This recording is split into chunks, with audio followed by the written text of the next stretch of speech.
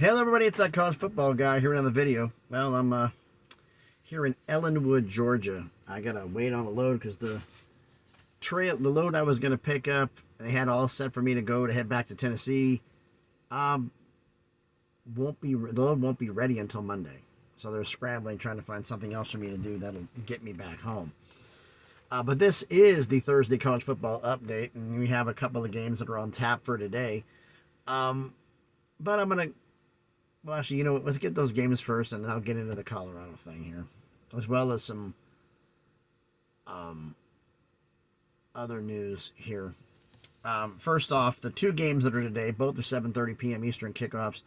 Bethune-Cookman at number 22, Miami. Miami should steamroll. And then you got Battle of AAC, the American a conference game, Navy at Memphis. This was a close game last year, but Memphis is favored by 13.5 because I use my betting lines. I use Vegas Insider. I have been knowing the guys who were there. They've been very good to me, and I've made some money off of them, so I'm kind of loyal. Navy, I've had a chance to look at a little bit of some highlights I saw from the Navy and Wagner game, and it's still the Navy kind of the option offense that they run, but they didn't look good against Wagner, and that's an FCS school. Memphis was just drilling holes in people. It seemed like they were just taking people out. Now, 13.5 points is a bit high, but the way Seth Hennigan looked last week, I have no reason to doubt Memphis won't cover. So I'm going to pick Memphis to win the game and to cover the 13.5. I'm going to go with the Sharks on this one because a lot of them are saying they would cover it all the way up to 17. Past 17, that's when it gets a little iffy. So they figure it's probably going to be a two touchdown, 15-point win is what they're figuring. Okay, the Colorado issue I was talking about here. Put this over here. I'm saying I was wrong about Colorado. I made the prediction like a lot of people, they're going 3-9, and they're now 2-0. And if they go beat Colorado State, they've already matched my predictions for the season win total. And odds are they're probably going to, but it could be a trap game for them, but I think they'll be fine over it. Why did I pick them 3-9? Oh, you're just a Dion hater. No. Name me a team that had this much of a roster turnover. A new message has arrived. As they send me messages in the middle of recording a video. This big of a roster turnover. Never happened. And what is the biggest thing that helps a team succeed? It's not coaching, not necessarily always talent. It's chemistry, teamwork. Can they be a team?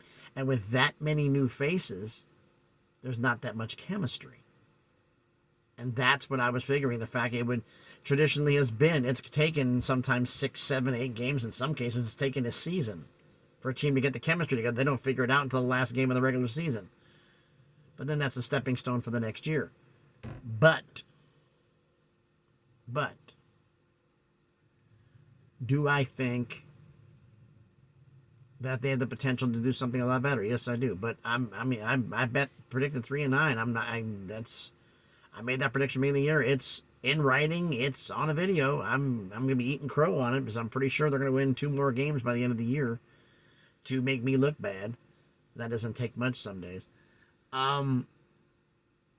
So I was wrong about Colorado. And I fully admit that. Now, the Mel Tucker situation. I did a video on this one saying he was fired and then did a retraction on it. Basically, they're suspending him until they can fire him. They want to get out from underneath this contract. I'm watching videos from everybody.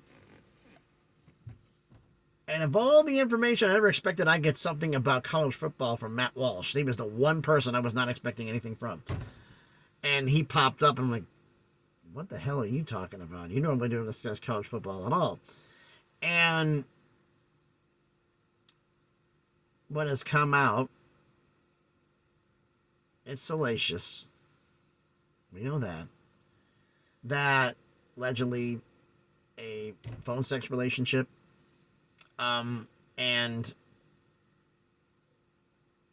This happened on a phone call, and she was talking to him, and this was during the time in 2022. Well, the problem that came up with other people in Matt Walsh's videos when I first recognized it, and then found other people verify the same thing. 26 phone calls between the two of them. They're at least half an hour long.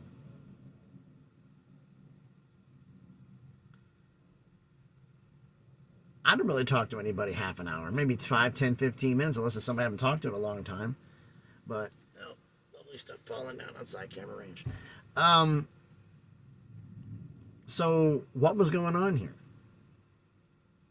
So, that kind of makes it seem like it was something else. Because you're talking to the coach for 30 minutes a shot. Some takes longer. And the other thing that gets on me, that I look at this and like, wait a minute. I have an issue here. You want to fire him for cause for this, so that way you don't have to pay the huge buyout. I get it. And she says I believe in innocent until proven guilty. The one question I've had of this is, one, why is there two questions? One, why were there so many damn phone calls? And two, if he was admitted having allegedly, masturbating while he was having this, I don't believe I'm even talking about this. But if he was doing that, as other people have said in other videos, why didn't you hang up the phone? I'm not going to listen to anything like that. See you later. Goodbye. Not my issue, not my problem. I'm not doing this.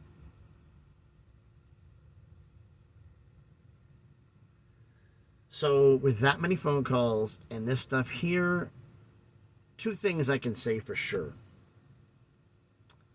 One, Mel Tucker will be fired by Michigan State. And two, his wife's probably going to divorce him. Because he's married. Like, jeez, really?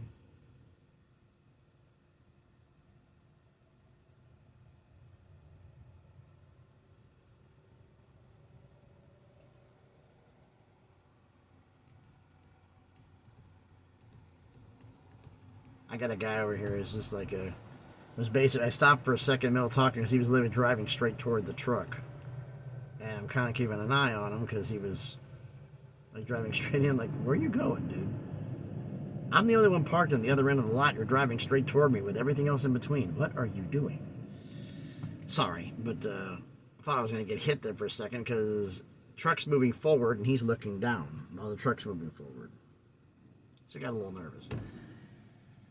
As he turns around and leaves. But Mel Tucker, yeah, it's going to be on there, and one way or another, his lawyers are going to have a field day with this. Has anything else from the update, anything else happened in the terms of the Mountain West? No, because until the Washington State, Oregon State legal issue gets settled, nothing's going to happen there. And as I said in the video I did yesterday, I think they have to make the conference. You have to, because their lawyers, the other 10 members' lawyers, ask the question: who's part of the conference? If you're not part of the conference, no one is. So you're going to have to get a deal. You sign a grant of rights for 2 teams with no TV. Well, we'll get the money. You can work the deal where it's not that hard. Like I said before. You sign a deal with the Mountain West, you dissolve the Mountain West Conference, they all come on board in the TAC-12, all of the media share, all the tournament shares and bowl revenue and whatever, college football playoff money, whatever, that belong to pre-existing Pac-12 schools, belong to Oregon State and Washington State, no one else, and all Mountain West Conference revenue for previous tournament shares and everything else belong to the 10 members of the former Mountain West Conference and to no one else. Not that hard.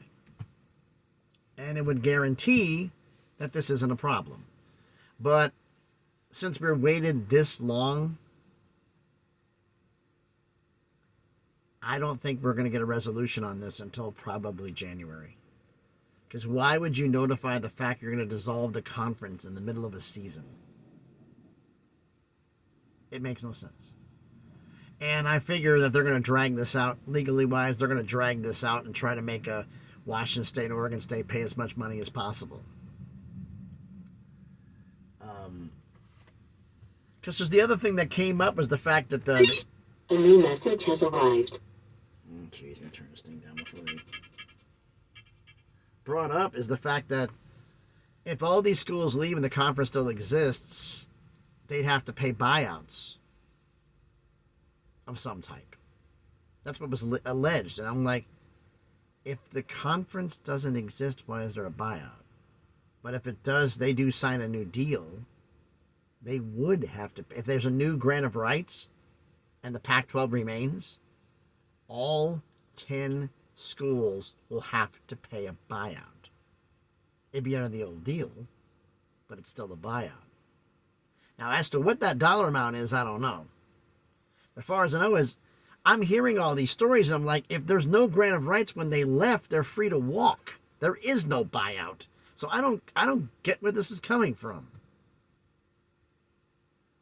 I've seen that all over the place, and I'm just not getting it. I mean, if you reform the new Pac whatever, and it's the Mountain West schools in Oregon State and Washington State, and say Oregon State and Washington State want to leave and go to a different Power 4, because I don't think the Pac-12 is going to be a Power 5 anymore. It will no longer be an autonomous conference. They will be for 2 years, but after that, no. So, we'll see. Ah, boy, crazy day. So thanks everybody for watching this video, the Thursday college football update. We'll do a recap tomorrow of all the scores that are going on. I gotta head to, I don't know where. They just messaged me of where I'm going next, because I've been sitting for an hour waiting on something. So, crazy stuff. Crazy stuff.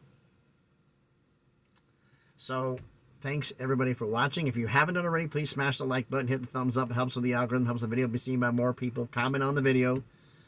Pretty much everybody's agreeing Miami's going to beat Bethune-Cookman, and Memphis will beat Navy, I believe. But whether they cover or not, that could be a question. I freely admit I was wrong about Colorado, and I will eat the 5-course dinner of crow and some humble pie for dessert, as long as you pluck the feathers off, because they don't taste too damn good. Yeah. And the Mountain West, nothing's going on there. Michigan State, Mel Tucker's deal, we'll see with that. But let me know all that in the comments. And if you haven't already, please subscribe to the channel. On the way to 500 subscribers. By the way, congratulations, Scotty B, the Baylor King. Congratulations on getting your 500 subscribers. But thanks everybody for watching. Please like, comment, and subscribe. On the way to 1,000. Thanks everybody for watching. Hope everybody has a great Thursday. As I'm watching some planes fly really, really low, even though I'm a long way from the Atlanta airport. Okay. Crazy day. Hope everybody has a great day, and please be good to each other.